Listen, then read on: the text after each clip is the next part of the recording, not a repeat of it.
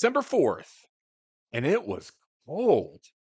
My goodness gracious, wasn't it cold out there today? Temperatures only reached up into the 30s. The wind made it feel even worse out there. What I wanted to do is not waste your time, talk about the new now and next. What's happening now, what's new, and then what happens next as we move through the next couple days. I want to show you the upper level wind charts as well. So let's get you set up real quick here on what is going on weather-wise. As far as the radar goes, things are nice and clear. That system that moved through is well off out towards the east. You are looking live out towards the Weddington exit where the traffic in Fayetteville is pretty good. I wanted to show you this because you can kind of see a little bit of the clouds over there at the top of the screen on the RDOT cam there. But overall, no precipitation expected tonight. Not like we had the last couple days where we had some flurries here and there and even a little bit of sleet and some freezing drizzle. Man, though, it was cold today. Cold. Turn the seat warmers on. Those butt warmers are amazing, aren't they? So here's the current temperatures. We're 37 in Rogers. This is going through like 5 o'clock. 39 in Fayetteville. Probably feels a little bit colder than this, though, just because of the wind that's out there. Fort Smith, 42. Looks like Sallisaw, it's over about 37. So we've got that low to the south that's pumping up a little bit more warmth. That's going to lead to warmer temperatures tomorrow. But you can also see to the north, there's also a cold front that's going to start to move in as well. That's going to make things a little bit chillier as we head into the second half of the weekend. I think Saturday is your day of choice if you're making plans this weekend. Saturday looks like low 50s and sunny. Sunday looks like mid and low 40s and cloudy. So Saturday is probably going to be the better of the 2 days that are out there.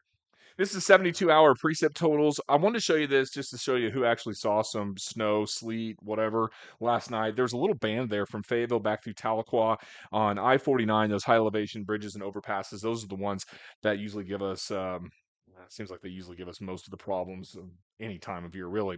Okay, so what's going on next? Let's go way upstairs to the jet stream. This is a look at the jet stream. Can you find Arkansas in here? It's right in the middle of the screen. If you look to the bottom right above the first NB logo, you can see Florida. So this is where we are now, and this is cool. I'm going to do it real fast for you. See, woo, looks like a big jump rope, right? But if we slow it down and we go through time here, you can notice a few things. The first thing that pops out at me is this little kink in here. This is a trough. This is also what we would call a positive tilt trough going in this, well, it's going to be, I guess, this direction. It's opposite on the camera. From northeast to southwest, that's a positive tilt trough. The northwest to southeast is a negative tilt. What's the difference? Positive tilt gives you rain and more stratiform precipitation. Negative tilt gives you more cumulonimbus type precipitation, a little bit more volatile.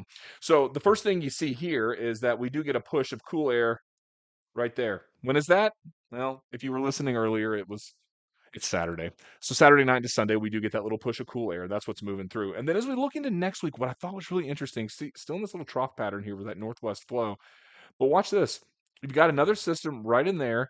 This is somewhere around Tuesday, so it's still cool on Tuesday. But after that, what's interesting is we get a little bit of a ridge there, a little bit more zonal by Wednesday and Thursday of next week, and then a little bit of a trough by the end of the week. So what that tells me is it gets colder on Sunday. Next week starts off chilly, and then it probably warms up into like the mid and upper 50s by Wednesday and Thursday. I think some of us may even get close to 60, which is kind of nuts for mid-December. The Climate Prediction Center came out too with their latest forecast for the next 14 days, and are like, yeah, we've got above normal chances for warmer than normal weather and above normal chances for below normal rainfall. That's the government's way of saying it's going to be warm and dry. I just save money, right? Anyway, it is cold out there tonight. Take care of yourself. Remember the space heater rules. This time of year, we always start getting house fires across the area because it's really the first big cold snap, and everybody goes to supplemental heat. Be careful with those things. And of course, as we get into the winter season, hopefully we don't deal with ice storms, but fires from those things as well. There's one time I put a candle in the bathroom thinking, oh, I'm smart. I wasn't.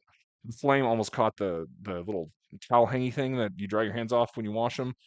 Almost caught it on fire. And it wasn't my house. It was my wife's grandma's. So that went well.